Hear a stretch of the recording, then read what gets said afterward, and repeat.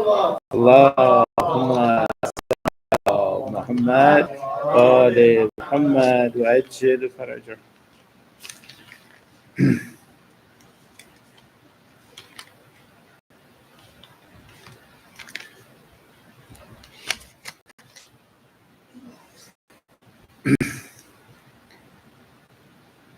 أعوذ بالله من الشيطان الرجيم. بسم الله الرحمن الرحيم. إنا أنزلناه في ليلة القدر وما أدراك ما ليلة القدر.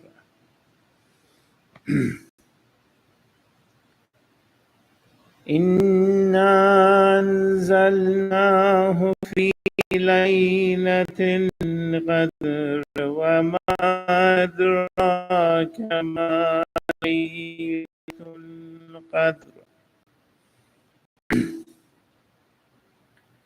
ليلة القدر خير من ألف شهر.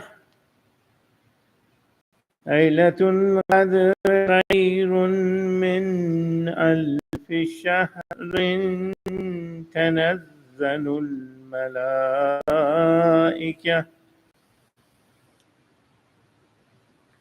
تنزل الملائكة والروح فيها بإذن ربهم من كل أمر.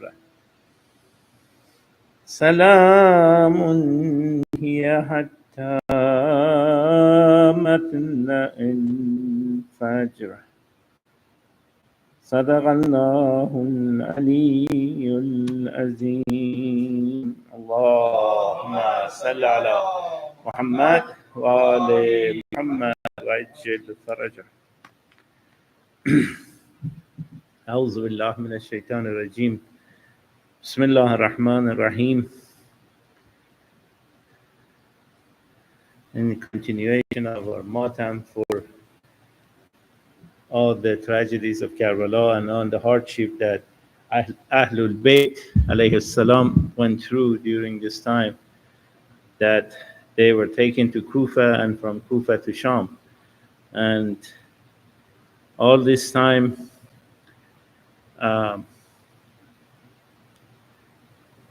Hazrat Zainab alayhi salam was taking care of the Ahlul Bayt Imam Hussein and children and family. But at this time, Imam Sajjad was recovering because his role in Karbala and in Haram after Karbala was obviously important because he was the Imam Zamanana.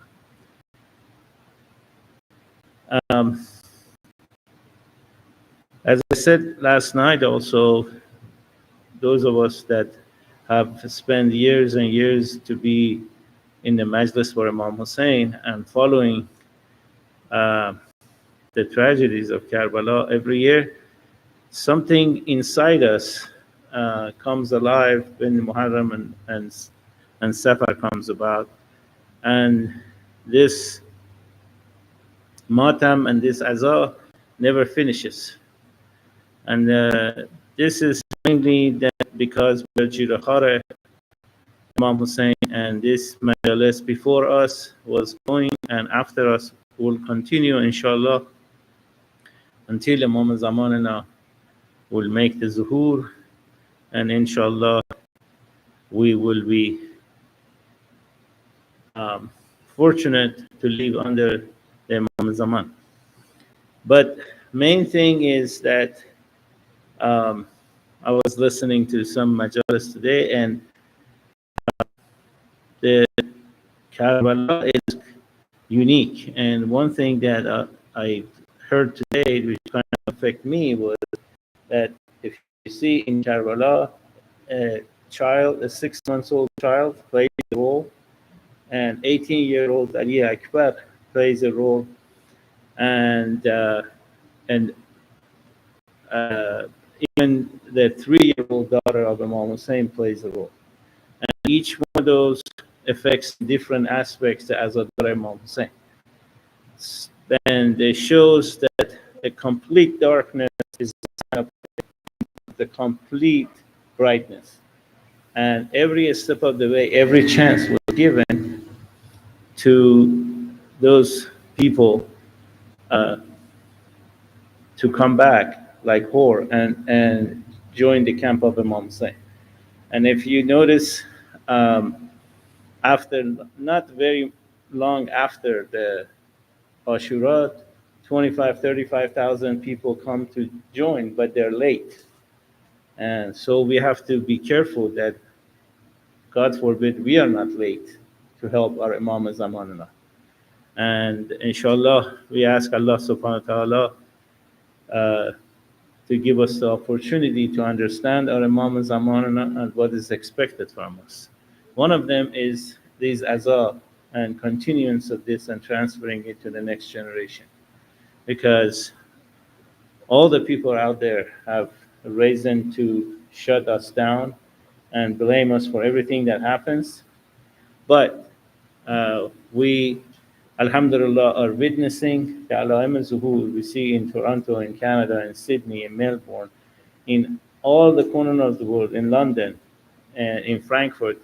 There is huge people who do the matam and keep up the name of Imam Hussein and name of Ahlul Bayt standing, and inshallah we will help that barakat. Inshallah. Assalamu alaikum wa rahmatullah. Allahumma salli ala Muhammad wa ali Muhammad.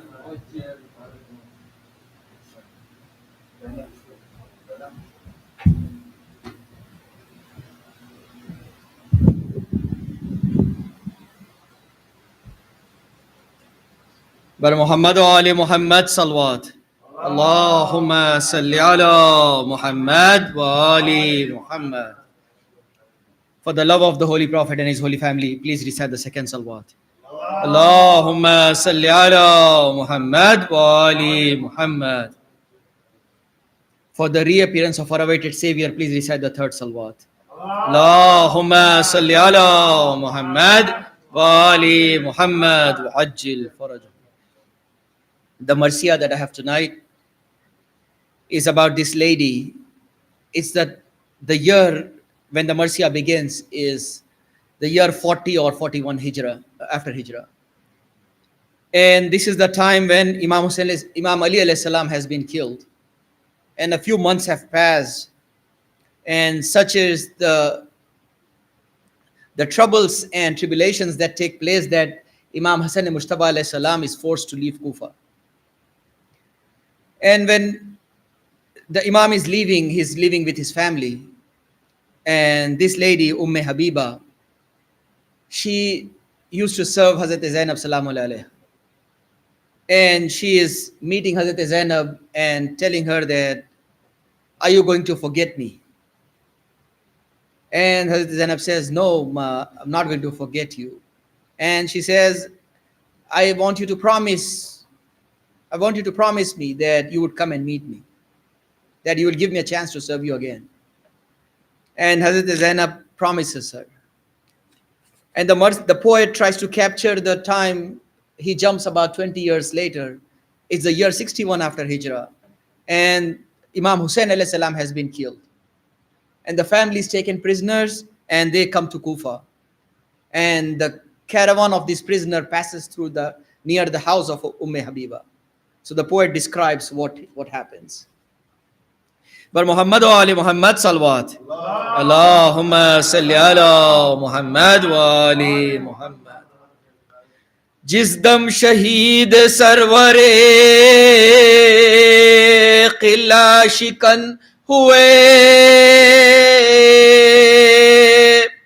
Kufi tamam dushmane jane Hasan hue, लेकर हरम को शाह गरीबुल वतन हुए, ام حبیبہ کو بڑے رنجوں میں ہن ہوئے،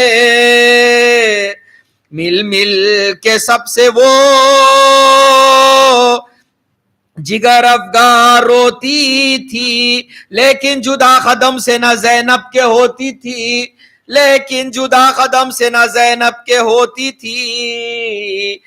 کہتی تھی کب کنیز کو بی بی بلاؤ گی، مشتاق کو تو دل سے نہ اپنے بلاؤ گی، ناچیز کو جمال مبارک دکھاؤ گی، پھر بھی دیار میں کبھی کوفے کے آؤ گی، تسکین ہوتی ہے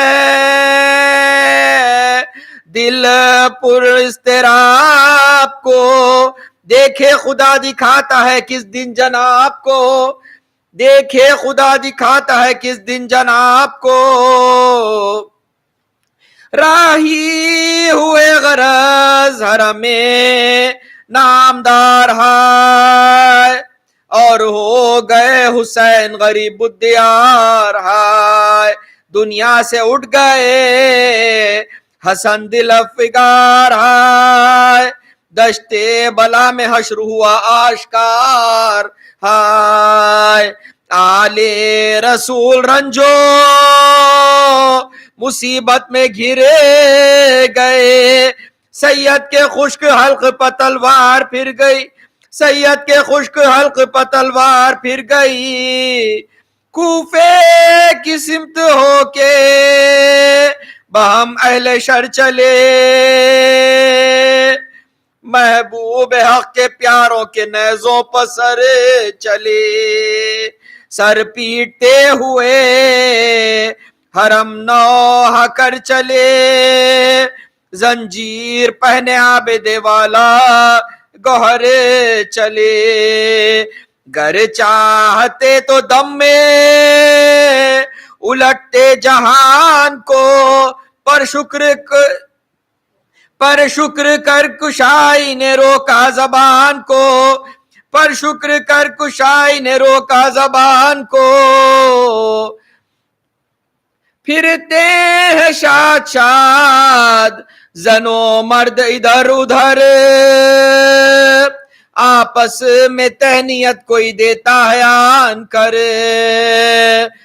کچھ عورتیں بھی حبیبہ کے آئی گھر، بولی کہ تم کو جشن کی شاید نہیں خبر، مجمع دو راستہ ہے سواروں کی بار کا، آتا ہے سر سینہ پہ کسی تاجدار کا، آتا ہے سر سینہ پہ کسی تاجدار کا، کنبہ بھی ساتھ ساتھ ہے حیران دیکھ لو، شہزادیوں کی قید کا سامان دیکھ لو، سب بیبیوں کے چاک گریبان دیکھ لو، گو لٹ گئے ہیں پر ہے عجب شان دیکھ لو، سر زانوں پر شرم و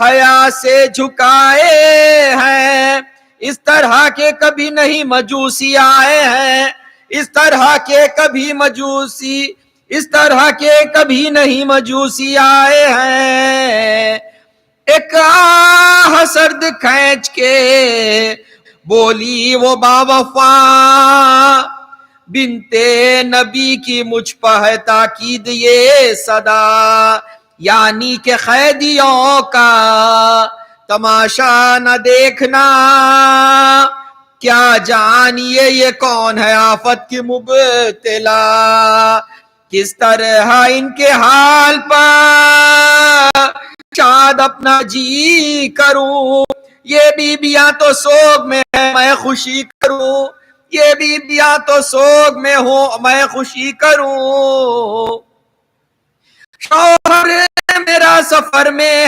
ہے لوگوں یہاں نہیں، بے اذن نہیں سکتی ہوں میں کہیں، حد سے زیادہ عورتیں جس دم مسر ہوئی، ناچار آئی باپسات ان کے وہ حزین، کوٹھے پہ آ کے حشر کا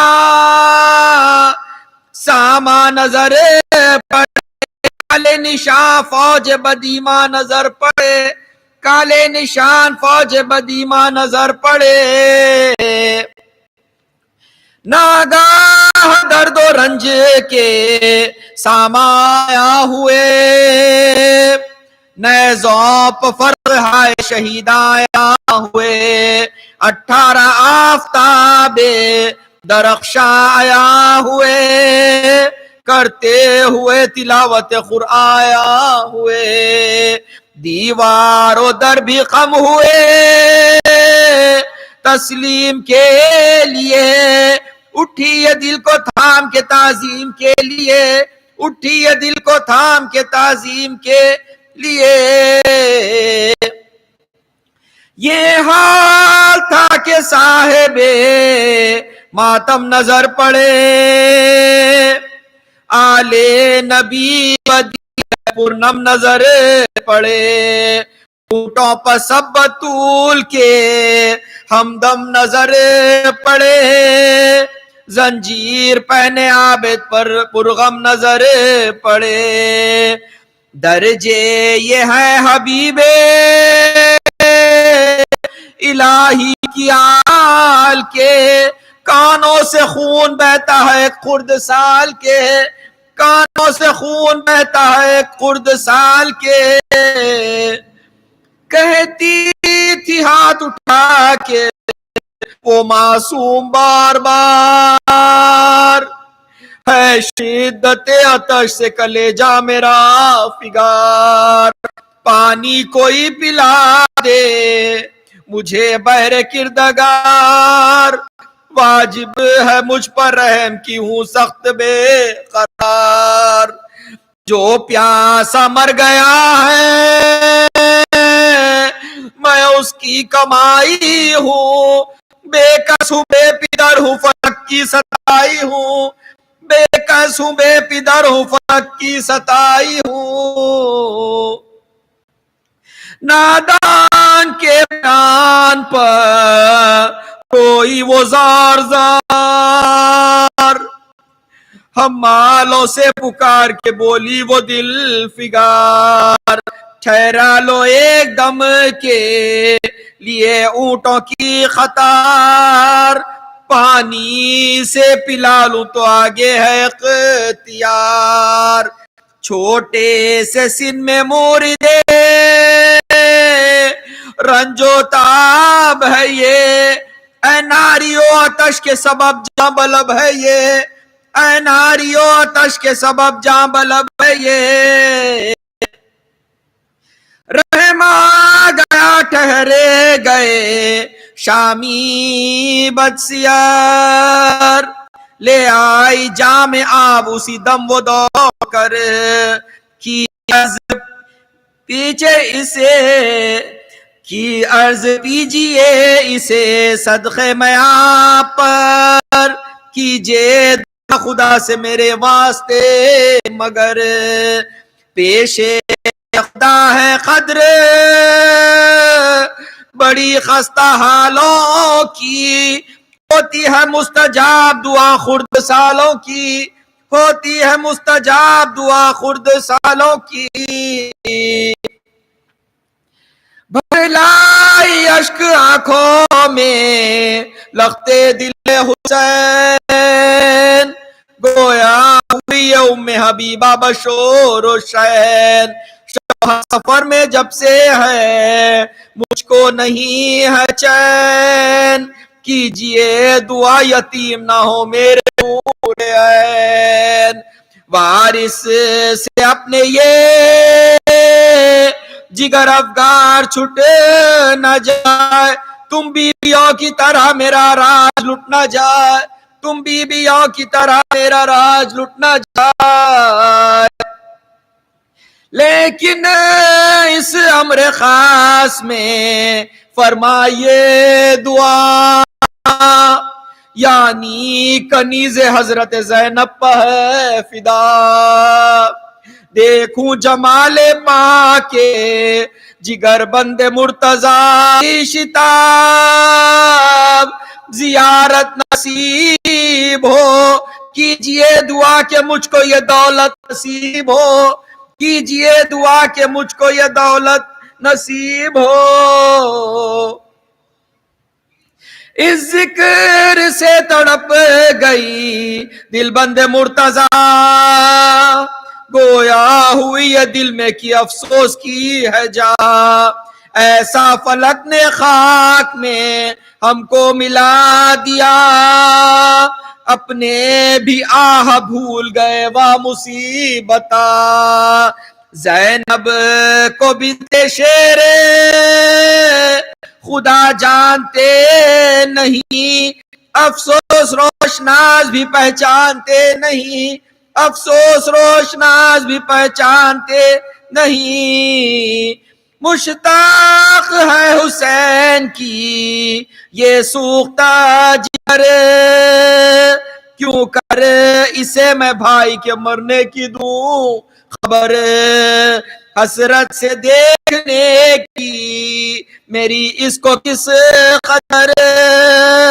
کس طرح اس سے حال کہوں اپنا سر بسر. کو کجڑی موئی دل جلی ہوں میں. منہ سے نہیں نکلتا کہ بنت علی ہوں میں. منہ سے نہیں نکلتا کہ بنت علی ہوں میں. صلوات اللہم صلی علی محمد وآل محمد عجل فرجہم واہلکتہم اجمعین.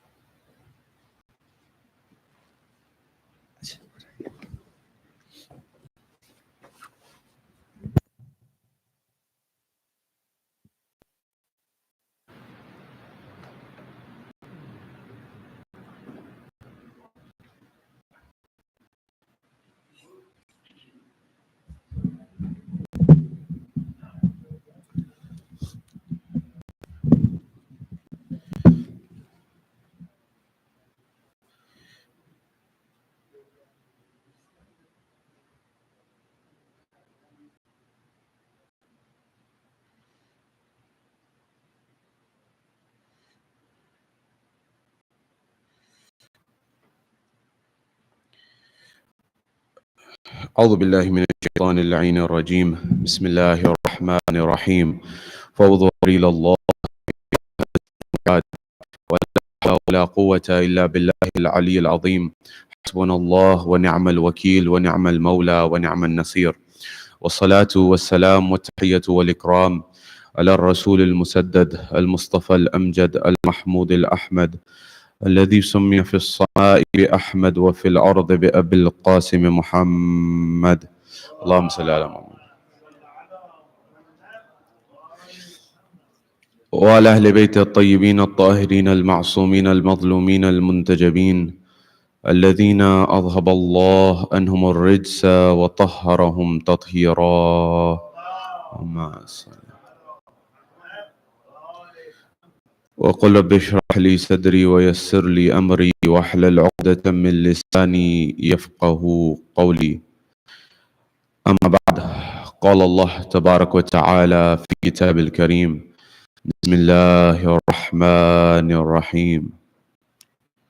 أم حسبت أن أصحاب الكهف والرقيم كانوا من آياتنا عجبا. صدق الله العلي العظيم. زينوا مجالسكم بالصلوات على محمد وآل محمد.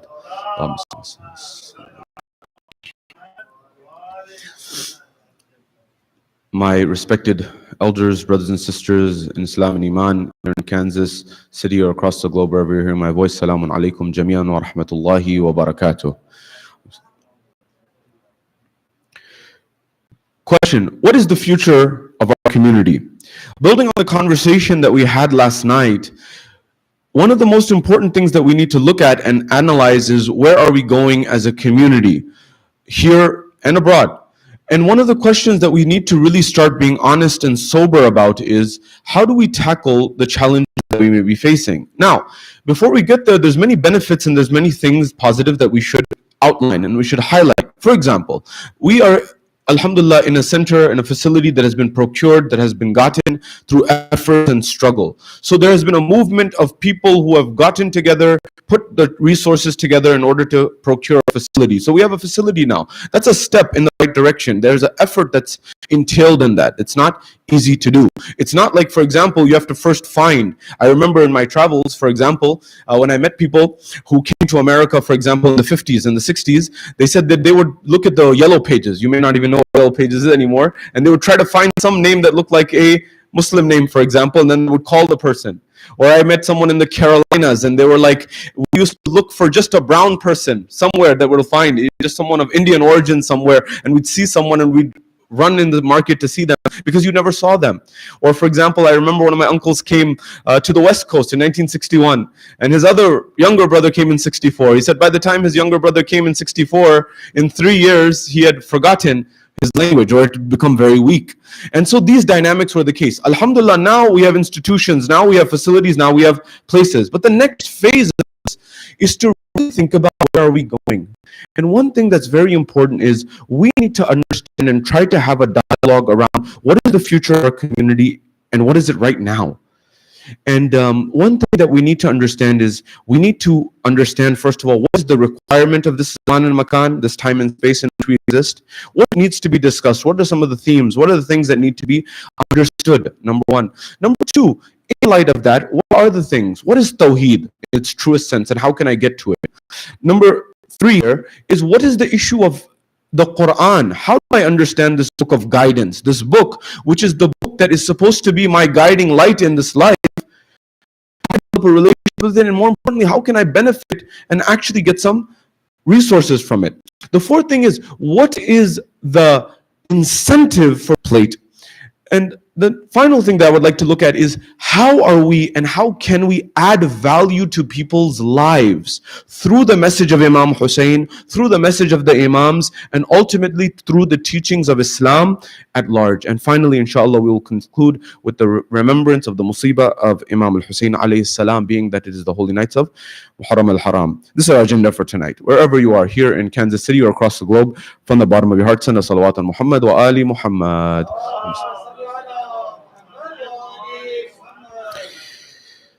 At the first level, when we come to Imam al-Hussein alayhi salam, before he leaves from the land of Medina towards the land of Karbala, en route stopping through Mecca, on that way he gives a statement for history. And he says, look, do you not see that Amar bil Ma'ruf and Nahi anil Munkar is not upheld? Do you not see that Islam is not Islam anymore? Do you not see that Islam is turned upside down? What was he alluding to? What did Imam Hussein alayhi salam allude to? I need to try to make this clear. And by the way, tonight's lecture may be a little bit different, and I beg your pardon and your apologies from the onset. Try to listen with an open mind, and I will also try to be humble in my approach. I really believe from the bottom of my heart that this is what is needed for our future generation. Otherwise, if you remember what I talked about last year and the previous years about the experience of the Jewish community and other communities that came to America before us, you will find that it's very possible, God forbid, that these places are empty everywhere. Because the same challenges are being faced by all the communities. Every community leader I say, how do we get people to come to the mosque? Nobody's coming. They come a few days of the year, nobody comes the rest of the year consistently. How do we, for example, get everyone to work together? There's every major community I've gone to in the past or in currently. I'm not saying this because it doesn't happen in other communities. It happens in other communities. But I'm talking about our community because this is our community. The Jewish community, Christian community, they have their own problems. But in our communities, we have lawsuits that have happened between Shia groups. In every state you can think of. Fights, proliferation of mosques here, there, and the other. So people are not working together. How do we get people to work together? My goal is not to criticize and say that, oh, we're all a problem. That's not the goal, please. My goal is to try to say, how can we resolve these things in the future? So that if we resolve them, then we'll be able to get to a better place. So now come to the Imam al-Hussein alayhi salam says, Islam is not Islam. You think this is Islam? It's turned upside down. For example, the moment in time where, according to the narration, after Rasulullah worked very hard to get rid of the caste system and racism in Islam. or in the in peninsula at that time. And so he said, no Arab is better than a non-Arab, and no non-Arab is better than an Arab except on the basis of taqwa. The first documented anti-racist in history according to the Amir Stein Institute. Now, he was fighting the normal way of thinking at that time. Everyone was saying, this is just the way it is, so let's go with it. Rasulullah said, no, that's not. You cannot just go with the flow. If the flow is wrong, you need to change current and you need to change direction. So now, same thing, Imam Hussein saw that the caste system during the time of the second and the third Khalifa, the caste system came back into Islam. So they were giving stipend, preferential stipend, more money from the Baytul Mal to certain people from certain tribes and certain families, and Arabs got more, and everything that Rasulullah had done had come back. He had gotten rid of it and they came back. So Imam Hussein is saying, look, you think it's Islam, but it's not Islam. And so he was saying, look, Amr bil Ma'ruf Nahi anil Munkar is not upheld. Now, keep this at one point. Imam al-Hussein alayhi salam is fighting intellectually against the way that people are thinking at that time. Number one, you want to understand the Quran, one theme that is throughout the Quran, from Adam to Khatam, is this notion that the Quran tells us that the messengers that he sent, that Allah subhanahu wa ta'ala sent, these messengers were sent to fight negative groupthink. Now remember, groupthink is how a society may think about something and everyone's just going with the same drift and the same flow of the river. You've seen the river and the lakes, that the rivers that you have, for example, that flow through your beautiful city. The river has a drift and it goes in its way, a particular manner. Now, if you don't realize, you can just go with the flow and end up somewhere that you didn't even imagine. All the prophets came forward and said, don't just go with the flow. You need to stop and think. Nuh alayhi salam is propagating for 1,000 years less 50. Alfa sinin illa khamsina ama, the Quran says, 1,000 years less 50. Although he propagated longer, but the Quran enshrines this 950 years. And he's telling people, why don't you worship God? And he's explaining, and they don't listen. Number one. Alaykum salam. Ibrahim alayhi salam comes forward. Ibrahim's story is not just told when he has to sacrifice his son. Ibrahim's story in the Quran starts much earlier. It starts in his youth. Alaykum salam. When Ibrahim alayhi salam comes forward, there's a moment in time where he's telling his people, look, he's saying in the Quran, this star, this kawkab, this star in the sky, he says, Hada Rabbi. Ibrahim, of course, you know this star is not your Lord. How is it that you are saying that this star is your Lord? Hada Rabbi. And then what happens is it's not over yet. Eventually that star moves and it disappears. And when it disappears, Ibrahim says, hold on, my Lord is not the one that disappears. Why did he do this? He was inviting the people to think, you are taking these stars as gods, you are taking these idols as God that can be broken, or some of them were even eaten. Some idols later on used to be made from dates. And this star that disappears, that's not God. There's something that created all of these things. He's inviting people to think and challenging their way of thinking. Jesus, peace be upon him, Musa alayhi salam, before that, Musa, he goes to the mount for 30 days. Allah subhanahu wa ta'ala says we sent Musa to the mount and we added 10 more days. It became 40 days. And he comes back and the people are worshipping a golden calf. So what did I do? What did I do? I put all this effort and now you're worshipping a golden calf? He was telling them, stop doing this. Isa alayhi salam, if you look at the Bible, if you look at the Islamic perspective, from the Islamic perspective, Isa was Allah lifted him to the heavens, he's still alive. But from the perspective of our Christian friends, at that point in time, Allah subhanahu wa ta'ala, from the Christian view, God, he was crucified. And he rose from the dead after 3 days. Now question, why was he crucified? If people loved him, did people love him at that time?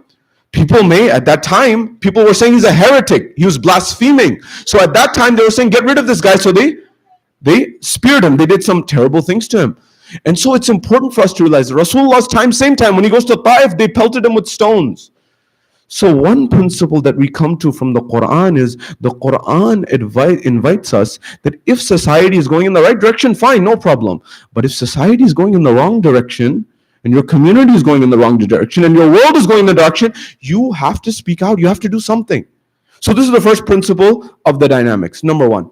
Number two, I need you to understand, and please stay with me here, is the paradigm in which our world is going. And try to understand this with the open heart, and I invite myself, and I could be wrong. We all have blind spots. Remember, there's 3 categories of knowledge at least. One are things that we know that we know. there are things that we know that we don't know, and there's things that we don't know that we don't know. So for example, we know that we know. You know that you know there's a subject called algebra and you know how to do it. You know 2x divided by 2x equals 6, divide both sides by 2, x equals 3. You know how to do this. You know the subject algebra, you know how to solve the problem. You know that you know it, number one. Number two, there's another category of things that you know that you don't know. That you know it exists, but you don't know the details of it. For example, you know that there's a subject called quantum mechanics. You know that there's a subject called advanced semiconductors. You know that there's a subject called, for example, organic chemistry. You fill in the blanks. But in the advanced stages, you may not know all the details of how to do those problems and solve those problems, but you know the subject exists. So you know it exists, but you don't know. It's what you know that you don't know. 2. Then there's a third category. What are those things that you don't know that you don't know? Someone give me an example. What's something that you don't know that you don't know? Exactly, you don't know. You don't know what you don't know, because if you knew it, then it would be in one of the other two categories. So this is where much of our knowledge is, we don't realize. Now allow me to give an example. And I've told you this, I'm not a foreigner to this community, I know this community very well, and I'm telling you, the mimbar, and this is going to be something that you will not accept and you'll be resistant to it, but forgive me. What comes from the mimbar, you may find, is a diluted or filtered form of Islam. It may not be Islam in its true essence. I'll give you an example. I gave you this example, I told you this some years ago, but it's good as a refresher. The Quran even says reminding benefits. What was the allegory that I told you? Remember, there were 3 Greek philosophers, Socrates, Plato, and Aristotle. There are more, of course, but these are the famous ones. Socrates, Aflatun, and Aristotle. Now, by the way, before you say, why are you mentioning these names? Some of our scholars have the theory that Aristotle may have been a prophet. We don't know. We don't have all the names of the prophets. So anyways, coming back to this, Aflatun gives an analogy in his book, The Republic. He says there's an allegory of a cave, and I'll remind you very quickly so you're able to keep up with it. He says, imagine you are in a cave, and you're in this cave, and you are facing the wall of the cave, and your hands are tied to the roof, and your hands are tied to the roof, and you are looking at the wall. You don't know any of these terminologies, you're just looking at the wall. When you're looking at the wall, you've lived your whole life in the cave, facing the wall with the hands tied to the roof, and you can't turn around. And with you are 3 or 4 people who are sitting in the cave or standing in the cave with you.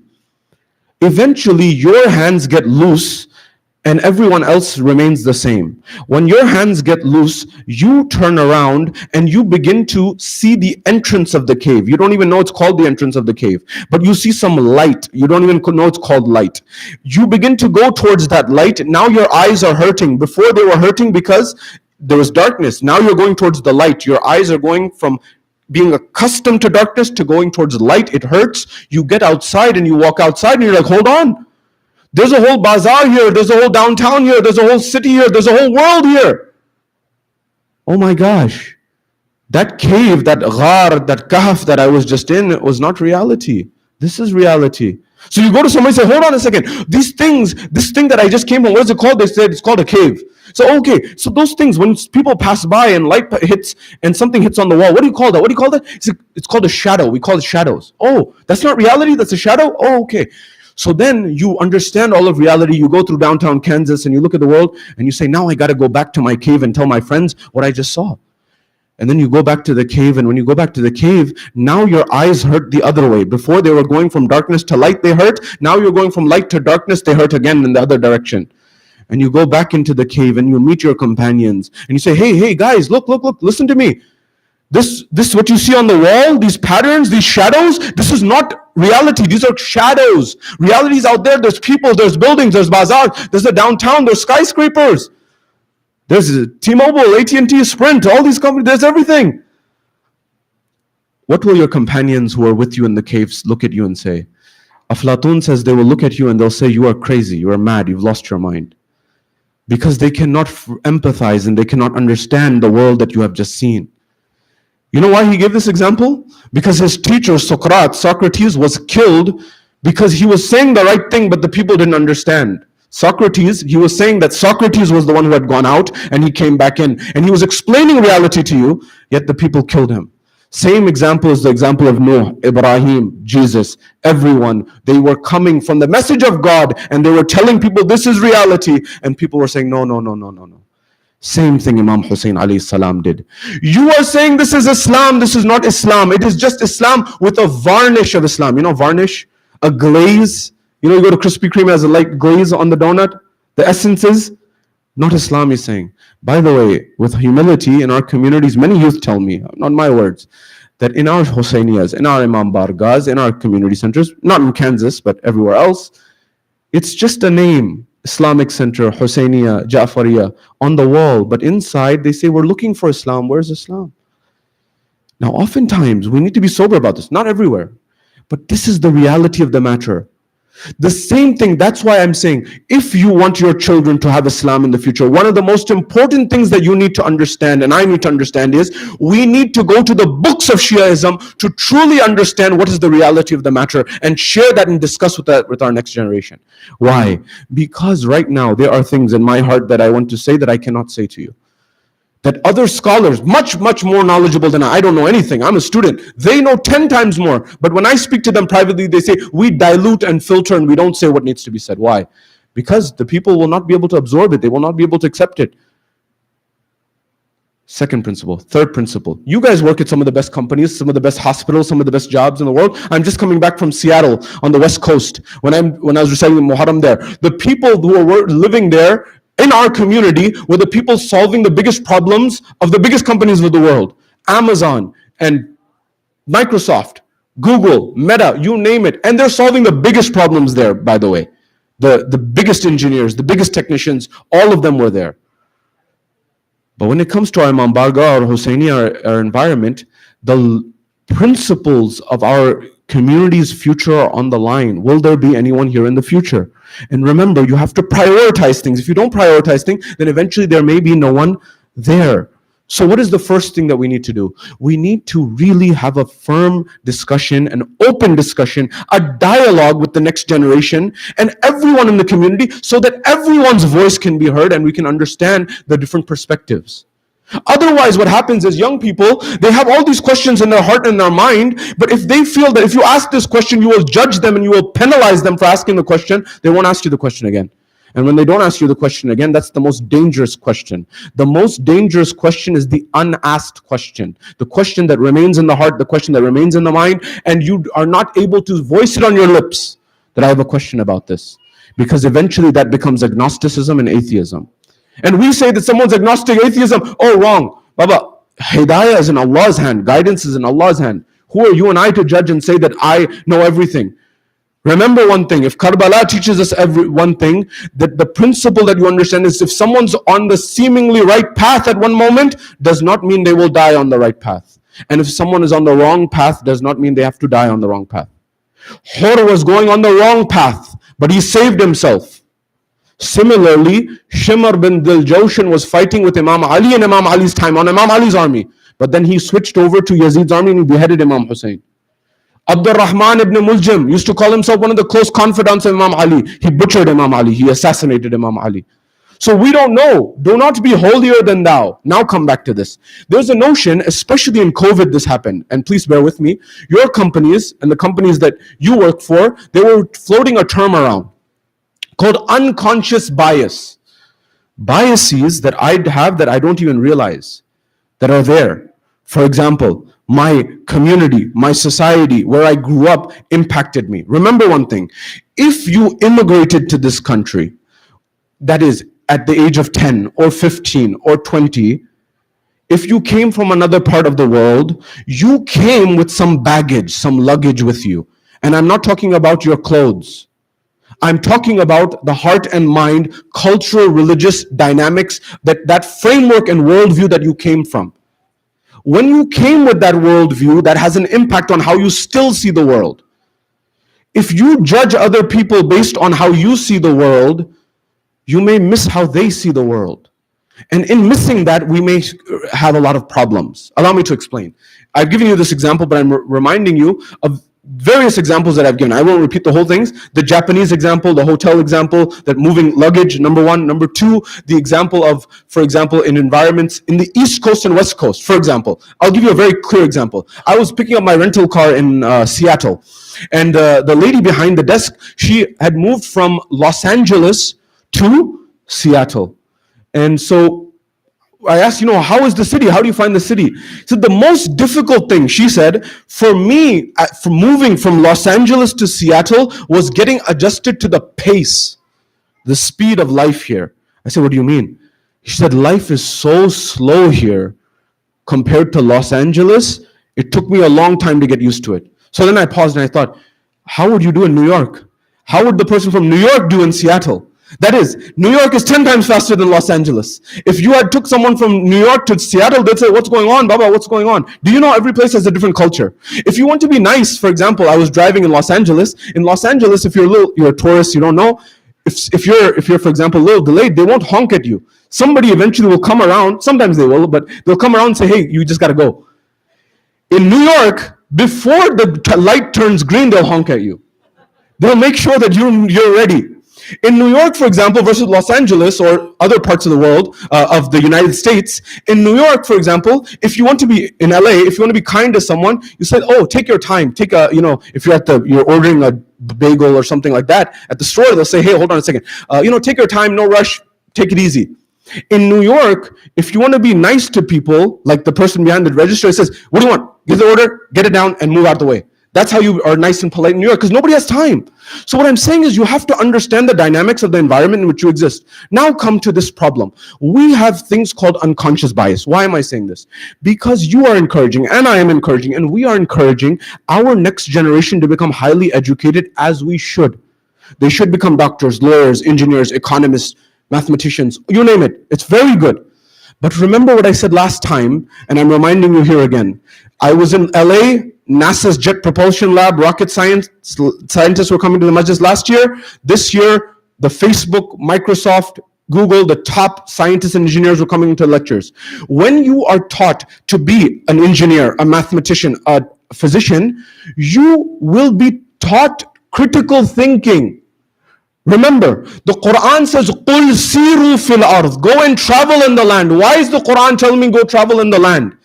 Because there are two forms of traveling. One traveling is the physical traveling, and there's a traveling that is intellectual traveling, and there may be a spiritual traveling. And we said Ibrahim, or they say Lut, is a debate who said it, but inni muhajirun ila rabbi. Lut and Ibrahim were related, either cousins or nephew and uncle. But he says, look, inni muhajirun ila rabbi. I am traveling towards my Lord. I am migrating towards my Lord. Hold on a second. Where is your Lord? Not that you are migrating towards him, meaning that it's not a physical migration, it's a spiritual migration. But why is قُلْ سِيرُوا فِي الْأَرْضِ? Why is the Quran saying, look at where you're going? And why is the Quran saying travel? Because when you travel, it breaks down the barriers in your mind. When you go to another country, when you go to another place, you realize, oh, this is not the only way to do it. Oh, there's another way to do it. Oh, the same way that when you travel in the pages of history, it can open your mind. Now come with me here. Los Angeles, New York, Chicago, Seattle, Kansas City. We're right in the middle. I often tell people, I go to the four corners of America in the middle of America. And the same issues are going everywhere, believe me. When you're telling your next generation to become highly educated, as you should, they cannot park their brain at work. It doesn't work like that. They cannot park their mind at their office and shut it off. If they're learning critical thinking in university and work, that same critical thinking will come to the masjid and the Imam Barga and the Husseiniya, as it should. So if you tell them that, hold on a second, Baba or Mama, what is the dalil of this? What is the proof? You should have a strong argument that they understand, that they're able to resonate with. Why? Because you may find the way that the Quran begins and the way that this worldview begins, it is something that is totally different. Why? Quran begins after Surah Fatiha, Bismillah ar-Rahman ar-Rahim, Alif Lam Mim, Surah Baqarah. ذلك الكتاب لا ريب فيه هدى للمتقين الذين يؤمنون بالغيب. Those who believe in the unseen. Can I go to work and tell people, oh, I believe in the unseen? Would it fly? Okay, you're giving this advice, this strategy advice in a meeting. Oh, I just saw it. I'll give you an example. I'll give you a pertinent example so you don't understand. I was reading a book. It'll help those who are interested in finance and investment. It's called Market Wizards. And this journalist was interviewing people who are the best minds in finance, the people who return 20-30% consistently. And he said one of the traders told him that, once he's got so good at this, eventually in a dream, he saw that the stock the next day goes to this price and then it goes down. And then it goes right back to this price. And he said, the next day, exactly as I saw in my dream, the same numbers happened. He said, did you do the trade? Did you do the investment? Did you buy that stock and sell it at that point? He's like, no. He started laughing. He said, we don't do trades based on dreams. I mean, imagine you're running billions of dollars of funds of people. If the people who are your clients find out that you're doing investments based on dreams, they'll pull all their money. So in our world, you have to first give people solid dalil and evidence. Why should I believe in the ghaib? So these worldviews are different. Number one. Now the books that I want to recommend. There's a book called Unjust. I want you to read that book. It's called The New Science of Criminal Justice, about this criminal justice system and how you and I may not realize what decisions we make. Number one. Number two book is called Incognito. Number three book is called Thinking Fast and Slow by Dr. Daniel Kahneman. And the fourth book, which I mentioned to you, is Noise by the same Dr. Daniel Kahneman. And when you read these, you'll realize that things may not always be as they seem. What was the verse that we recited? It's Surah Kahf. أَمْ حَسِبْتَ أَنَّ أَصْحَابَ الْكَهْفِ وَرَقِيمٍ كَانُوا مِنْ آيَاتِنَا عَجَبًا. Allah subhanahu wa ta'ala, this was the verses that Imam Hussein was reciting on the spear in the bazaar of Kufa. What was the lessons? Now stay with me here. We often tell our youth, you have to just believe in the Quran. Allah said it. Because in the Christian community, they have the same line. They say it's the gospel. You know, if you tell somebody who's a Christian, the gospel truth. The gospel truth means you cannot question it. So in our views, we say the Quran is the word of God, absolutely. And we believe it. But you first need to prove it to that person. Now, when this Quran came, as you know, there were certain people who used to come to Rasulullah and they would ask him questions to try to find a hole in Islam in the early days. For example, they would go to the rabbis and for example, the priests of Christianity, and they said, give us some questions from the old books so we can go ask Muhammad and we can find some gaps. So for example, one time they said to ask the question that Yaqub or Jacob was from Palestine. How did he end up in Egypt? How did his family end up in Egypt? His descendants end up in Egypt. And then Allah subhanahu wa ta'ala, when they went to Sallallahu Muhammad wa ali Muhammad, Allahumma salli ala Muhammad. May Allah bless the children. I always say we need to create safe spaces for our children to make sure that they feel comfortable in proper environments. Now coming back to this, stay with me. With Surah Al-Kahf, before Surah Kahf, Surah Yusuf is revealed. All of Surah Yusuf is given in one go to tell the story of Yusuf, that he goes from Palestine towards Egypt and how the family ends there, number one. Number two, there were some other people who came at the time. The same individuals came and said, give us some more questions. Now who are these people? Do you know who they say? One is As ibn Wa'il. The likes of Nadhr bin Haris. Do you know who Nadhr bin Haris was, by the way? If you were at that time, you know, we say, Ya Imam Hussein, I wish I was in Karbala, I would be with you. It's very easy to say, very difficult to do. If Nadhr bin Haris, now think about this if Nadhr bin Haris comes in and Rasulullah comes in the early days of Islam, who would you follow? Rasulullah apparently, Badahir, has not been educated by anyone. He is unlettered. He has been taught by God. So he's not had a teacher. Nadhr bin Haris was the top physician of the time.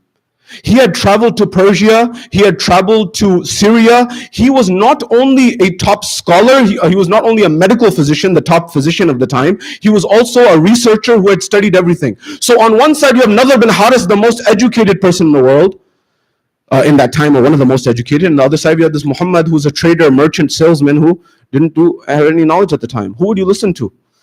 Nadhr bin Haris, by the way, is the one who said, Muhammad, this Quran is not all he did was he went to this place and that place on his trade journeys, heard some stories, put it together, and that's the Quran. That's what Nadhr bin Haris said. Nadhr bin Haris, who when the Battle of Badr happened, he was killed. Now Nadhr bin Haris and As ibn Wa'il, the father of Ammar ibn As, and the likes of these individuals go, and they said, give us some questions. And they said, number one, tell us, who are the people who slept in the cave? And what was their story? Who did Musa go and meet? And who is more knowledgeable? What's the story? And the third element of the equation, who went east and west? And then one day, they came back and asked these questions to Rasulullah. Eventually, Surah Kahf was revealed, chapter 18 of the Quran. And Allah gave the story of Ashab al-Kahf, the companions of the cave of Ephesus, which the Christians believe in and the Muslims believe in. Allah subhanahu wa ta'ala told the story of Musa and Khidr, and Allah told the story of Dhul Qarnayn, the one who went east and west. And in that moment we realize, who would I listen to? And that's something that we need to make. Now question about this issue of biases. I mentioned all these books to you, and I've told you about, if you remember, when you go for a job application or an interview for college or university, make sure you check the weather, right? You remember my example I told you from the book Noise, that the weather impacts the decision-making process? The two candidates exactly the same. They entered the office. One was accepted, one was rejected over and over again. The only difference was the weather outside, sunny or raining. Noise. This is the book that I'm talking about. Another book. This what I'm about to say is found in Unjust, and it's found also in Incognito. They found that there was one man documented that he was a normal family man, and eventually what happened was that he started developing, and there's children here, he started to develop an interest in children much younger than him. I can't say much more beyond that. And his family was shocked. He was shocked that I'm a normal white collar, but what happened? So eventually they did brain scans on him, and they found that there was a tumor growing in his brain that was pushing down on his amygdala and parts of his brain that have to do with emotions. And when they resolved that issue, he went back to normal. This is one example, not always the case. But what I'm saying is, I'll give you another example. People, for example, who have ADHD, and this is for the medical professionals to talk about, but often, unfortunately, in our communities, we don't have forums to discuss these things. But many times young people, they have ADHD, there's a shortage of dopamine in the brain. Less dopamine is being produced. And dopamine is the pleasure, for example, hormone of the brain. And so in order for them to be able to focus, they're sometimes not able to focus because the level of dopamine that is in their brain is not equal to everyone else. So then they lose track. And so you may think they're not smart or they're lazy or something, but reality is they just need more stimulation. Allah made their brain like that. They didn't choose to make their brain like that. The example is like this. Two people come. You may say, what's the impact? Two people come to a mountain, and both of them have to climb this mountain. And they have to go to there's a Mount Rainier in Seattle. I'm sure you have mountains here. And Florida's underwater. It's flat. But other places have mountains. So you're climbing this mountain. One person has a 5-pound backpack. The other one has a 105-pound backpack. But they have to climb the same mountain. Will they be judged the same way? That's why judgment is to Allah subhanahu wa ta'ala. Now come back to the same question that I'm trying to say. The questions that the next generation are asking are getting better and better, and we need to make sure that we keep up with them. One thing that I'm going to propose for you in the next generation is the following. We need to make sure that we do not outsource our thinking to the mimbar. Why? We need to make sure we move in addition to the majlis. I'm not saying replace the masaib. I'm not saying replace the majlis. It's very important to have it. I'm not saying to replace the mawsiya. I'm not saying to replace the nawha and the latam. Please don't get me wrong. I am someone who does this myself. I'm very adamant about this. Allah knows His system and why He chooses to do certain things. Many times people become speakers and say, oh, I won't put any stories in my books because I'm a big scholar. Are you a bigger scholar than Allah? Allah used stories in the Quran. Allah knows how the mind works. So Allah used the stories to explain complicated ideas. Similarly, when the miracle of Imam Hussein happens, Allah knows that sorrow and that tear helps people in order to make a connection, number one. And there's other benefits that we won't realize. Now, here's another thing about bias. I'll give you an example. Oftentimes, when I lecture in the Persian community, and there's differences, there's different communities. In Los Angeles, in New York, in DC, all different types, very practicing. And again, please forgive me for my ignorance, I may be wrong, but two names, when I mention Sayyid Khomeini, one group gets very upset, and the other name that I'm about to mention, another group gets very upset when I mention. Usually they're opposites. The other name is Sayyid Hussein Nasr. Sayyid Hussein Nasr is an academic who's retired from George Washington University, and he's an academic here. I don't know what happened in Iran, you can leave that there, but some people get very upset. So please put the names to the side, but I'm just telling you what he said that I thought is an interesting reflection. And he said that sometimes the Shia community should be very happy about this Masaib, Roza Khani, because you may not realize how many millions of dollars and hundreds of millions of dollars, at a minimum, if nothing else, you are saving in therapy costs a year. That is that masaib that is going on. It gives people an avenue to vent for the difficulties they're having in their life. The mother may have lost a son and she doesn't have an avenue to vent for it. That majlis of Ali Akbar, that masaib of Ali Akbar reminds her of that, and she's able to vent. You want another example? I mentioned this in one of my lectures, and a brother came to me afterwards and he said, Syed, I need to tell you something. My nephew, his parents died suddenly and he was in shock. For 2 years he didn't say a word. The doctor said, you need to get him to vent. He needs to cry. We didn't know how to do it. The only way we were able to get him to cry is we took him to the Majlis of Imam Hussein on the 9th of Muharram, on Taswa, on that night. He says that night he cried his eyes out. And he says from that point his normality process began. We don't know the wisdom sometimes. Allah knows the wisdom. Now come back to this issue in this matter. This mimbar, I already told you there are political interests, there are economic interests, there are things that maybe I want to say with sincerity that may be right or may be wrong. But I believe they are right and I want to say them, but I cannot say them because you may get upset. I'm not giving my example necessarily, I'm saying everywhere this is the problem. I know, you think it's just in us? I'll give you an example. I met a brother in, I was not too far from here, in Milwaukee. And he was telling me that, his childhood friend is the Imam of the Jama Masjid in Orlando, in Florida. I won't tell you more details of this.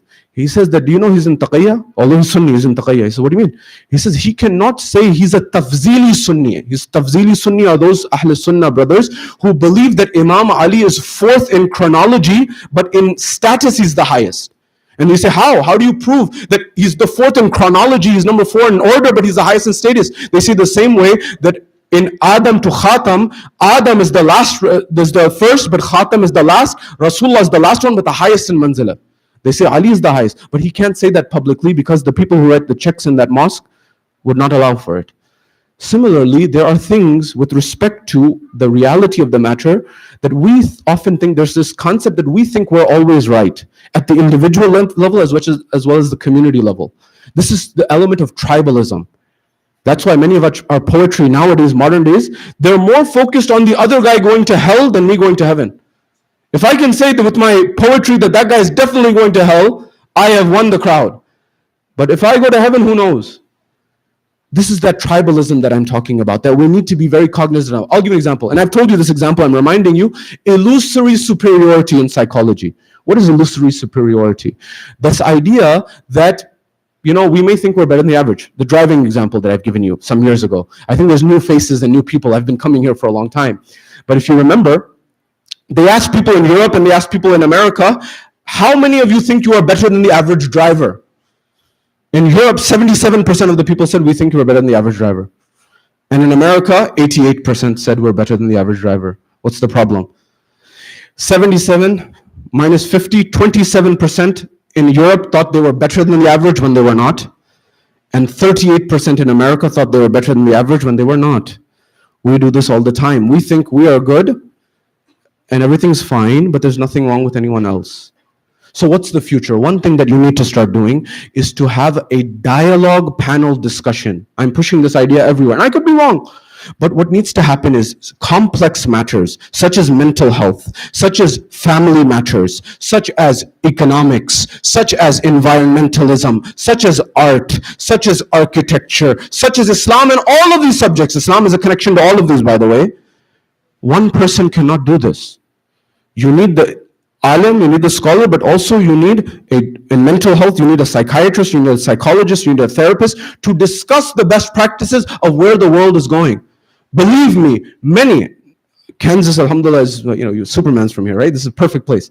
But in this environment, everywhere else, you may find there are people in the communities, there are rifts that are happening in the community, and maybe somebody has some burden in their mind. Maybe it's anxiety, maybe it's depression, maybe it's something else that you don't see. Now you may say, what does this have to do with Imam Hussein? This is the point that I was alluding to last night. One thing that I'm seeing everywhere is that community leaders are asking, how do we get people to the mosque? People, come to the mosque. Baba, come to the mosque. Not just in Muharram only and Safar only. Come throughout the year. But nobody wants to come. People say, okay, I have work, I have school, I have social gathering, I have function. If I have nothing else, then maybe I can come to the mosque. But otherwise, I don't have time. That's why, for many people, in many people's mind, if you know what I'm about to say, the term I'm about to say, please have a conversation, explain it to your family members and your loved ones. The word is zero sum. When you study strategy and economics and these subjects in business school and college, there's a term used called zero sum game in game theory. Zero sum means that if I win, you lose. If there's 2 players in the game, one wins, one loses. One's winning means the other has to lose. So in our mind, coming to the Imam Bargah is zero sum in terms of if I come to the Imam Bargah, it takes away from my work and my school life and my social life. That's the problem. So then our goals are going in different directions. So when the young person comes, how is it? That's why I was saying, when Rasulullah came with Da'watul Ashira, he fed the people for 3 days, did he not? By the way, we know that food brings more people. In Orlando, it's the worst kept secret. Everyone knows if you have food, there will be people. If there's no food, people will not come. That still works till this day. But you may find that younger people are looking for something in addition to the food, something else. What is that? How do you change my life? How do you transform my life? How do you make my life better? By coming to the majlis, the older generation or the people who came from abroad, not only older generation, even if someone comes from today they come to from India or Pakistan or Iran or somewhere, they may already have this belief because the environment teaches them this belief. What? That the imams come to the majlis, Fatima comes to the majlis, and we believe that. But at the same time, I also had many colleagues who were in grad school with me, who are PhDs from Pakistan, from India, who are students from Iran and other places, who were born into Shia families, and they said, we are now atheists, we don't believe.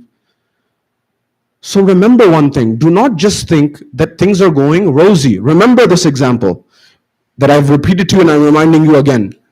That whenever you hear someone, do you always hear a relative say, for example, that, oh, that person didn't get the COVID vaccine, they're alive. I'm not telling you to get it or not, I'm just giving you an example. Or that person smoked until the age of 90, they're alive. The survivorship, this is called the survivorship bias. Survivorship bias is what? The planes in World War II. Remember I told you this? Planes in World War II. When the planes in World War II, they were coming back from the battlefield, they had holes on the wings, the fighter jets of the British Royal Air Force. When they came back, the statisticians and the mathematicians who solved World War II, they said there are all these bullet holes on the wings.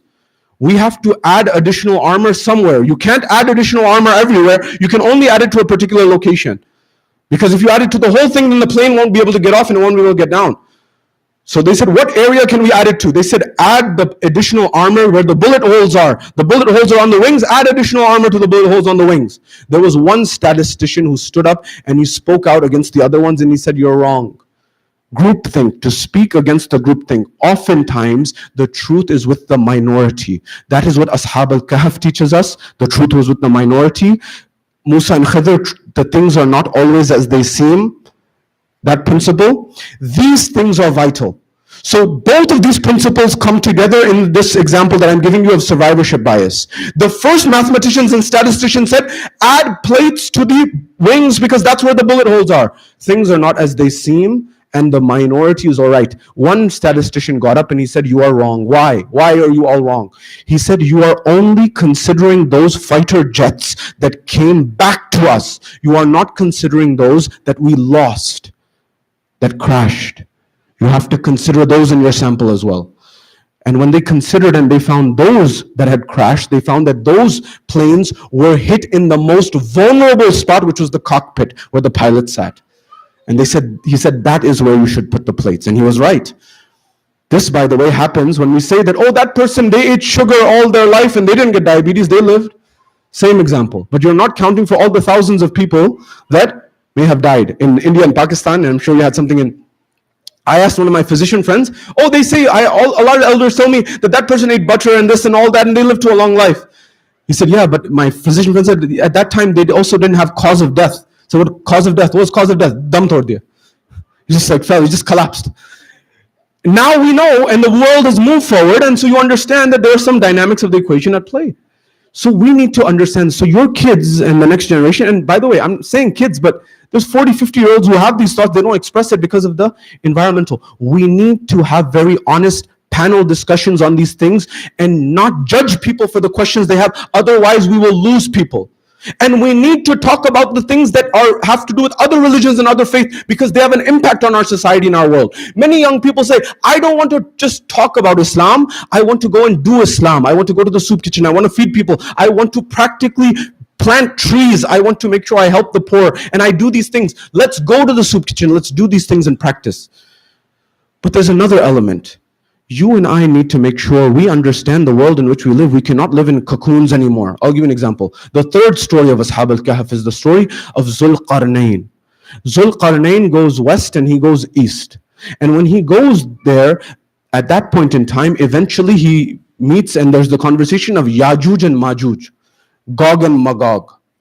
Now, Gog and Magog is in the Bible, and in the Quran is Yajuj and Majuj. Now, why am I telling you this has an impact? Dr. Noam Chomsky, sometimes you can learn more Islam from non-Muslims and Muslims even. Dr. Noam Chomsky, who's the most cited professor alive today, Dr. Noam Chomsky, when the Vietnam War happened, he said to his wife that you need to be prepared to get a job and I need to be prepared to get a job. He was a professor at MIT at that time and he was retired from MIT. He said, because what I'm about to say, I'm going to lose my job. And you need to be ready to work at a restaurant and I need to be ready to work at a restaurant. But this is what needs to be done because the intellectuals of society, if they do not speak, who will speak? And so he spoke out against the Vietnam War. He was able to keep his job, but he faced many other penalties and many other prices that he paid. Imam Hussein paid a huge price for what he stood for. What price are you and I going to pay? Remember the principle that I said, that I remind you when I went to Najaf, and many of you have gone, when I met the top scholars from the Al-Hakim family, they spent year and year after in the Ba'athist regime in prison, their nails were pulled, they were electrocuted, they were whipped, they were lashed, they were tortured for 8-9 years consistently. And he looked at us and he said, this was our struggle for Islam. What is your struggle for Islam?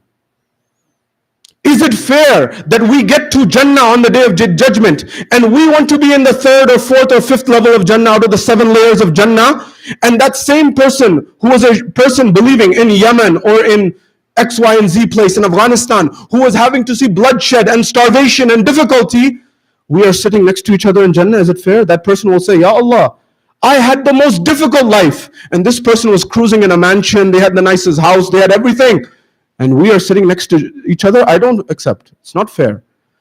That person has a viable objection in the court of Allah subhanahu wa ta'ala.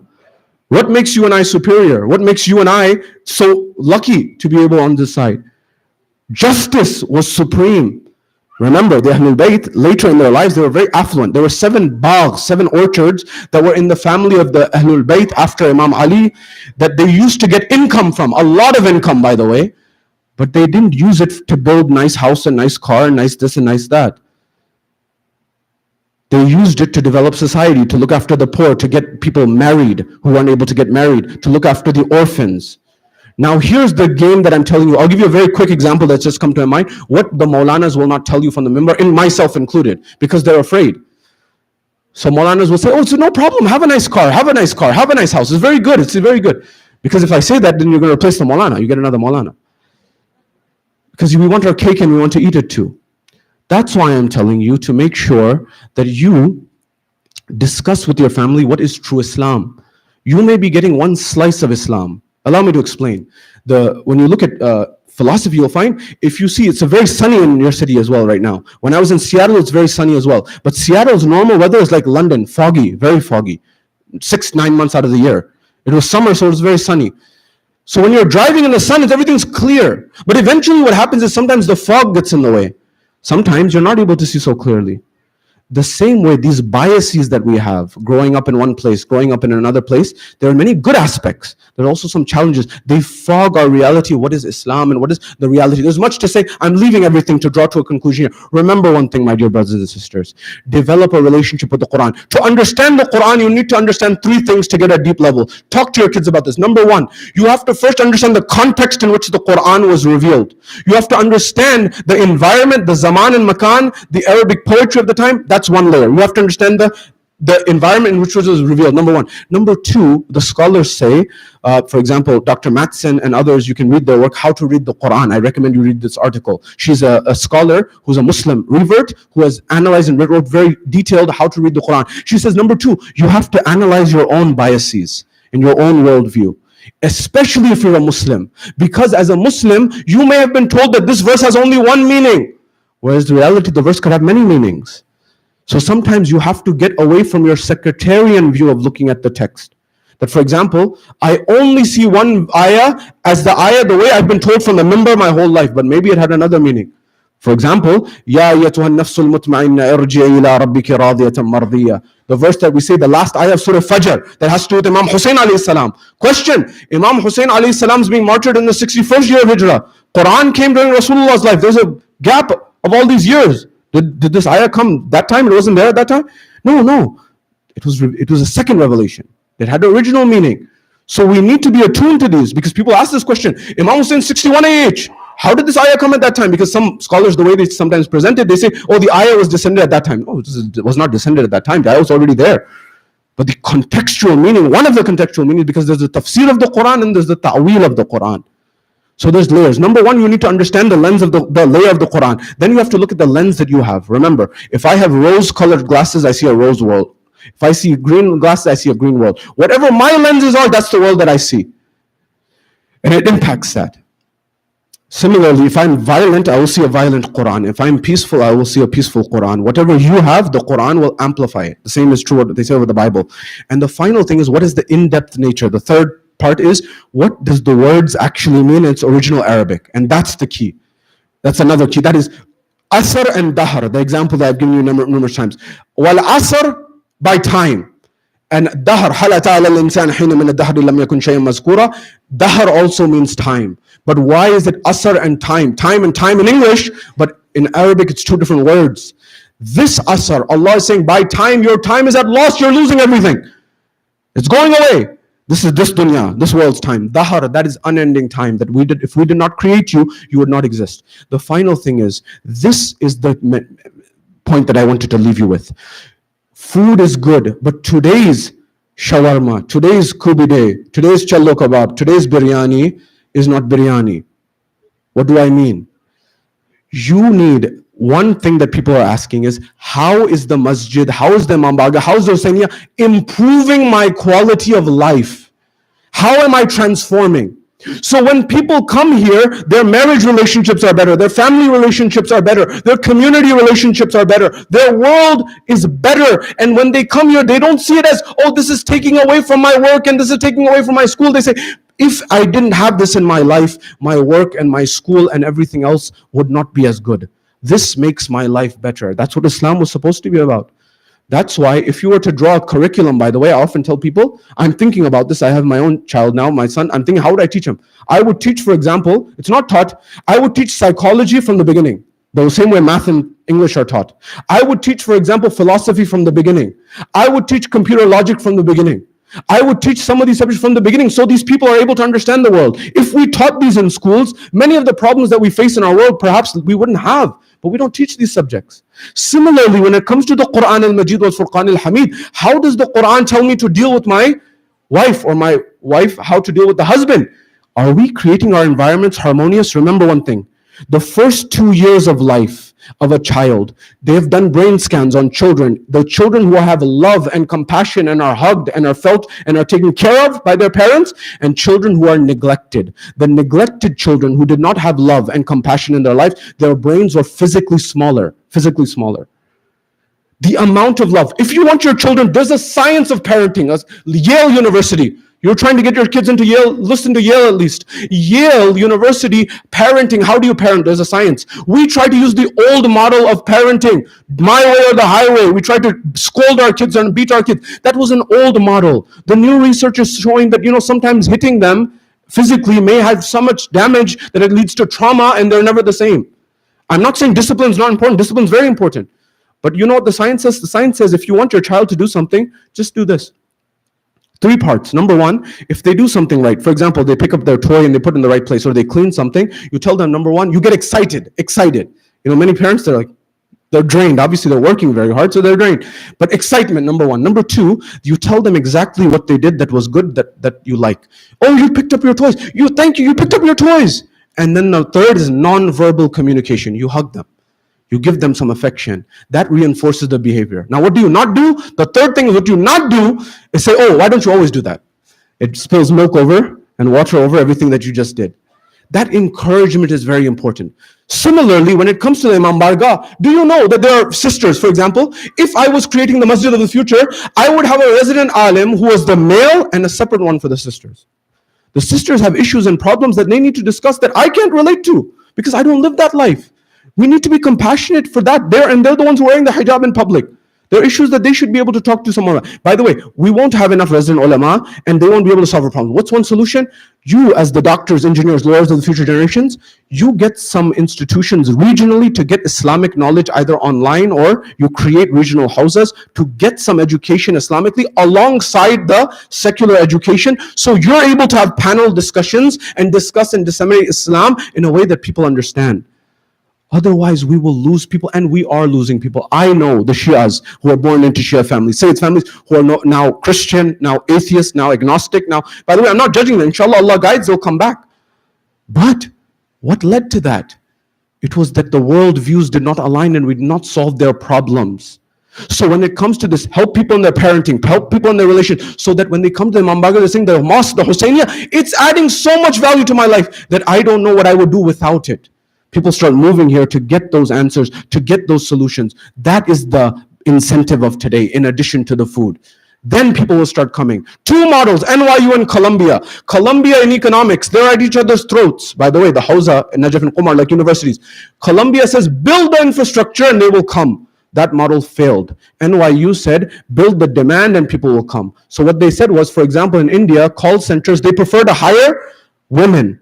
So in India, when I went to India in 2020, I told some of you this, they have signs in the hospitals, you cannot check the gender of the child in the womb. Why? Because they kill the daughters. Infanticide is still happening. Some of them, not all of them. They still do this. But when they said, how do we change this problem? They said, make them economically viable. So when they made them economically viable, they noticed the parents started treating the girls differently. They fed them better. They took care of them better. Things shifted. Create the demand. Add value to the life, things will shift. There's a lot to say. I'm leaving everything. These are the nights of Muharram. These are the nights of Imam al-Hussein alayhi salam. And it's very important for us to make sure we develop that relationship, because that is the cure of the hearts in the most difficult of times. Imam Sajjad's trials were very difficult. The Ahlul Bayt's trials post Karbala were very difficult. Forgive me and for the time, and just give the next 2 minutes to the Ahlul Bayt.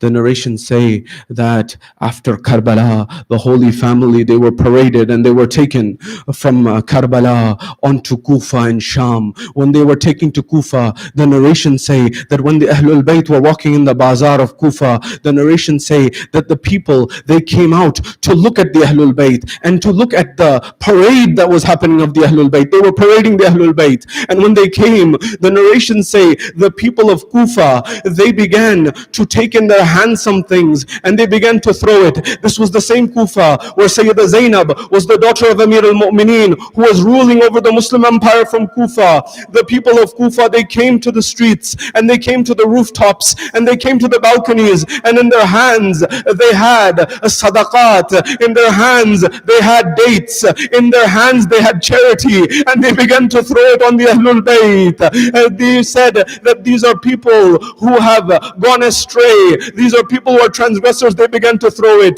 But the ulama say, and the riwayat say, when this same Ahlul Bayt, they went from the bazaar of Kufa, they went to the bazaar of Sham. The dynamics were different in the bazaar of Sham. Why? Because they say in the bazaar of Sham, instead of throwing sadaqat, instead of throwing those things, do you know what they were throwing on the Ahlul Bayt? They were throwing charcoal on the Ahlul Bayt that was lit on fire. They were throwing those things onto the Ahlul Bayt. It would touch the dress of a 4-year-old girl and it would burn. It would cause harm onto the skin of the Ahlul Bayt. It would hurt them. This was the dynamics of the bazaar. The narrations say there is a moment in time where they are going and they are on their way from Karbala onwards. Bibi Sakina or Sukaina or Ruqayya, the daughter of Imam Hussein, the 4-year-old, she is very thirsty. She goes to Imam Sajjad. She says, my brother, water. She says to Bibi Zainab, oh my aunt Zainab, water. She found no one to get her water. She went to one individual. Imagine going to the killer of your father. She went to Shumar bin Biljoshan. She said, oh Shumar, can you give me some water? I am dying of thirst. Now many people ask, how is it possible that these difficulties took place? And when they say that, what they are saying is, I would never do this, and I believe you would never do this. But those people were hard-hearted. Do you know what they did? The narrations say that Shimar saw the girl. He took a water skin, a canteen. He took the water and he began to pour it down towards her as if she is about to get water. The girl, the daughter, she thought that she was going to get water. But what did he do? He moved the water away and he spilled the water on the plains of the desert. Bibi Sakina looked at the puddle in front of her. Narrations say that she took her little face face, and she put it on the plains of the sand, and she began to try to get a little bit of the water from the ground. I asked one question and I leave it. Oh Aliyun al-Murtada, you are Saqi Kausar, you are the one who gives everyone from Kausar. How did you see this scene? That Sakina bint al-Husayn, she is crying for a little water, and there is no water for... ألا لعنة الله على القوم الظالمين وسيعلم الذين ظلموا أي منقلب ينقلبون إنا لله وإنا إليه راجعون. معتم يا حسين، يا حسين، يا حسين.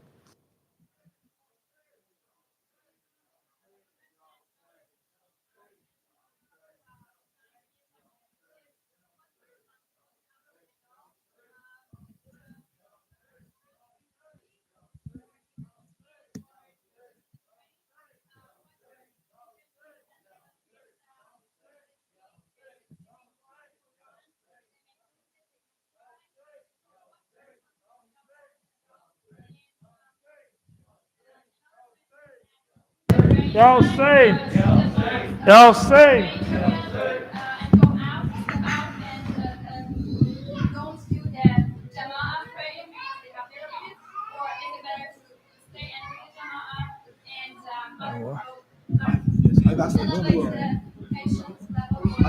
For Q&A afterwards, inshallah. So we'll address this, inshallah. Ya Hussein! Ya Hussein! Ya Hussein! Ya Hussein! Ya Hussein! Ya Hussein! میرے غازی کہاں ہو، میرے غازی کہاں ہو، میرے غازی کہاں ہو، تیری جاگیر سے چل پڑا قافلہ، میرے غازی کہاں ہو، تیری جاگیر سے چل پڑا قافلہ، میرے غازی کہاں ہو، اے میرے با وفا ہے بہن بے ردا، میرے غازی کہاں ہو، تیری جاگیر سے چل پڑا قافلہ، میرے غازی کہاں ہو، تجھ کو دیکھے بنا چین آتا نہیں، نوک نیزہ پہ سر تیرا ملتا نہیں، میں زیارت کروں کس طرح یہ بتا، میرے غازی کہاں ہو، تیری جاگیر سے چل پڑا قافلہ، میرے غازی کہاں ہو، تیری جاگیر سے چل پڑا قافلہ، میرے غازی کہاں، لاج رکھ لو بہن کی بارات ہے میرے، خاک مقتل میرے سر کا پردہ بنے، حکم دے دو ذرا منتظر ہے ہوا، میرے غازی کہاں ہو، تیری جاگیر سے چل پڑا قافلہ، میرے غازی کہاں ہو، تیری جاگیر سے چل پڑا قافلہ، میرے غازی کہاں، تیرے بازو مجھے راستے میں ملے، میں نے چادر سمجھ کر وہ سر پر رکھے، بازوؤں سے تیرا پوچھتی ہوں پتا میرے غازی کہاں ہو، تیری جاگیر سے چل پڑا قافلہ، میرے غازی کہاں ہو، تیری جاگیر سے چل پڑا قافلہ، میرے غازی کہاں. دیکھ گئے بہن کو دشت میں ننگے سر، کیا حیا گئی چھپ گئے ہو کدھر، خود چلی آؤں گی تم بتا دو ذرا، میرے غازی کہاں ہو، تیری جاگیر سے چل پڑا قافلہ، میرے غازی کہاں ہو. میں نے بچپن میں لوری سنائی تجھے، میں نے چلنا سکھایا تھا بھائی تجھے، راہ پر خار میں مجھ کو چلنا سکھا، میرے غازی کہاں ہو. یا حسین یا حسین یا حسین یا حسین یا حسین یا حسین حسین یا حسین یا حسین یا حسین یا حسین یا حسین یا حسین یا حسین یا حسین یا حسین یا حسین، بے کمر جھکایا بد رو رو کے سفر کردا، بے کمر جھکایا بد رو رو کے سفر کردا، اے پہلایا زادارے زینب دے کھلے سردا، پہ کمر جھکایا بد رو رو کے سفر کردا، پہ کمر جھکایا بد رو رو کے سفر کر، پہ کمر جھکایا بد کردا، پہ کمر جھکایا بد رو کے سفر.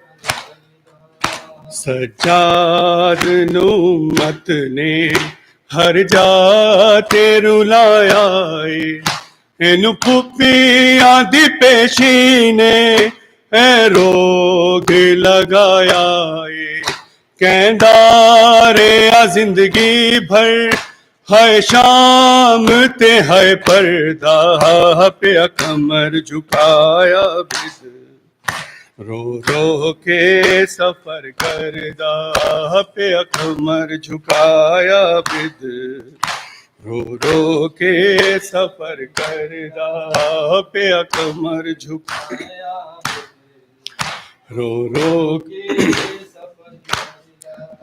سجاد نو معصوما انج غش تو جگاندی سی، ملتا سی جدوں پانی زنجیراں تے پوندی سی، ڈردی سی نہ مر جاوے غم خار 72 دا، پہ کمر جھکایا بد وہ عابد بیمار تھا، وہ عابد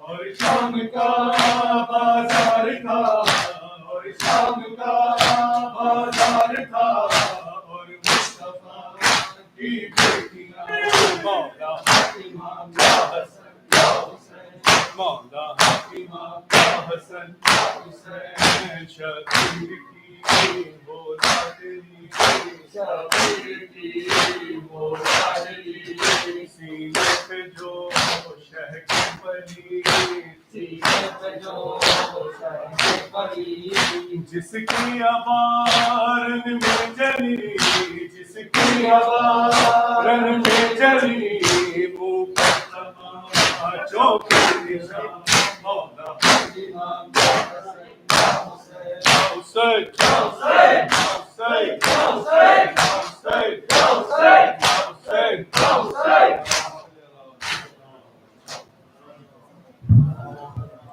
السلام علیکم یا ابا عبداللہ، السلام علیکم ابن رسول اللہ، السلام علیکم ابن امیر المؤمنین وابن سید الوسیین، السلام علیکم ابن فاطمۃ الزہرا سیدۃ النساء العالمین، السلام علیکم سائر شہداء کربلا، خصوصاً سیدی مولا یا ابا الفضل العباس یا ابن امیر المؤمنین، السلام علیکم ورحمۃ اللہ وبرکاتہ، السلام علیکم یا غریب الغرباء، السلام علیکم یا معین الضعفاء والفقراء، السلام علیکم یا سلطان یا ابا الحسن یا علی ابن موسیٰ یا رضا، السلام علیکم ورحمۃ اللہ وبرکاتہ، السلام علیکم یا صاحب العصر والزمان، السلام علیکم یا شریک القرآن، السلام علیکم یا امام الانس والجان، عجل اللہ تعالی فرجک وسہل اللہ تعالی مخرجک وظہورک، السلام علیکم وعلی آبائک الطیبین الطاہرین، السلام علیکم ورحمۃ اللہ وبرکاتہ۔ نعرہ حیدری. Brothers and sisters, please get ready for the prayers. Inshallah, we will have a question and answer session with Brother Syed Kirmani after the dinner, inshallah.